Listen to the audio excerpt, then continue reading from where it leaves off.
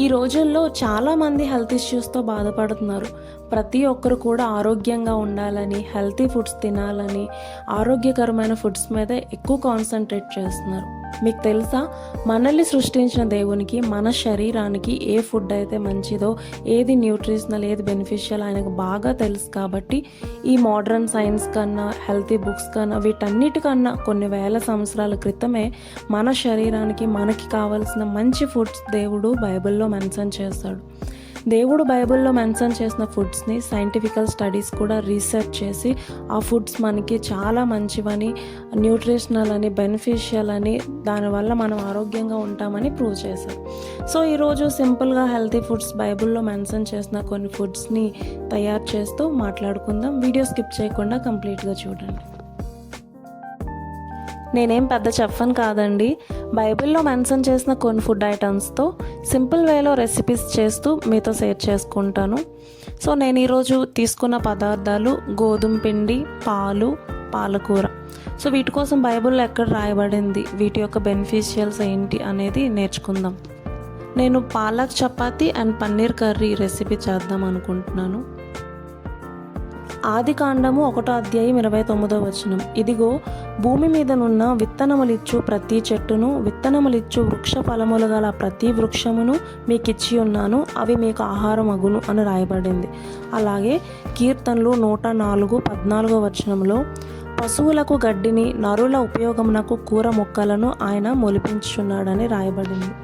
చూడండి, మనం ఏ health ఇష్యూస్తో doctor దగ్గరికి వెళ్ళినా ఫస్ట్ మనకు తినమని చెప్పేది ఆకుకూరలు, ఫ్రూట్స్, వెజిటేబుల్స్ డైలీ తీసుకోమని చెప్తారు. ఇది దేవుడు ఆది కాలంలోనే మనల్ని సృష్టించిన టైంలోనే చెప్పాడు, అవే మీకు మంచిది, అవే మీకు ఆహారం అగును అని. సైంటిఫికల్ స్టడీస్లో కూడా ఆకుకూరలు, వెజిటేబుల్స్, ఫ్రూట్స్ అనేవి మన హెల్త్కి చాలా చాలా చాలా బెస్ట్ అని ప్రూవ్ చేశారు. అలాగే గోధుమ పిండి కోసం కీర్తనలు 81:16 అతి శ్రేష్టమైన గోధుమలను అనుగ్రహించి నేను వారిని పోషించెదను అని రాయబడింది. ఇంకా చాలా చోట్ల 45-50 సార్లు గోధుమ పిండి కోసం బైబిల్లో మెన్షన్ చేస్తారు. అది కూడా మనకి చాలా మంచిది. ప్రతి డాక్టర్ కూడా చపాతీస్, రోటీస్ తినమనే. ఆదికాండం 18:6-8 చదివినప్పుడు అబ్రహాం గారి దగ్గరికి దేవుని దగ్గర నుండి పంపించిన 3 మనుషులు వచ్చినప్పుడు వారి కోసం మెత్తని పిండి తెచ్చి పిసికి రొట్టెలు చేయమని చెప్తాడు. అలాగే పాలను సిద్ధపరచమని చెప్తాడు. సో గోధుమ పిండి, పాలు, ఈ ఆకుకూరలతో నేను ఈరోజు రెసిపీస్ చేస్తున్నాను. సో పాలతో అంటే పన్నీర్ చేసాం. పన్నీర్ కూడా ప్రోటీన్ ఎక్కువ ఉంటుంది, పాలతో తయారు చేయబడింది కాబట్టి మనం పన్నీర్ కూడా యూజ్ చేయొచ్చు. ఆకుకూరలు డైలీ తింటే బోర్గా అనిపిస్తుంది కాబట్టి ఇలా డిఫరెంట్గా నేను ట్రై చేశాను. చపాతీలో ఆకుకూర వేసి పాలక్ చపాతీస్లా చేశాను. అండ్ పన్నీర్ కర్రీ చాలా టేస్టీగా, చాలా హెల్తీగా ఉంది. మనం ఎక్కడ చూసినా ఈ రోజుల్లో సీడ్లెస్ ఫ్రూట్స్ అని కనిపిస్తూ ఉన్నాయి, కానీ దేవుడు బైబిల్లో మెన్షన్ చేశారు విత్తనములు ఇచ్చు వృక్ష ఫలాలు తినాలి అని చెప్పేసి. సో సీడ్లెస్ అనేవి మన హెల్త్కి మంచిది కాదు. ఏవైతే విత్తనములు ఉంటాయో అవే మన హెల్త్కి మంచిది.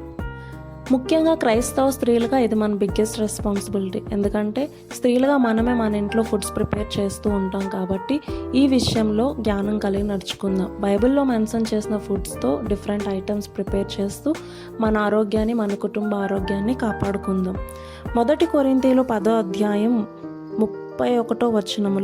మీరు భోజనం చేసినను, పానము చేసినను, మీరేమి చేసినను సమస్తము దేవుని మహిమ కొరకు చేయండి అని రాయబడింది. అలాగే మన దేహము దేవుని ఆలయం కాబట్టి మన దేహాన్ని మనం పరిశుద్ధంగా కాపాడుకోవాలి.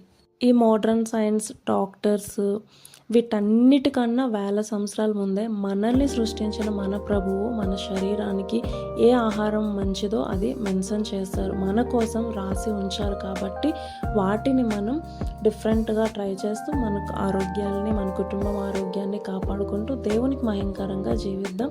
ఇంకా డిఫరెంట్ ఐటమ్స్తో ముందు వీడియోస్ చూద్దాం. ఆమె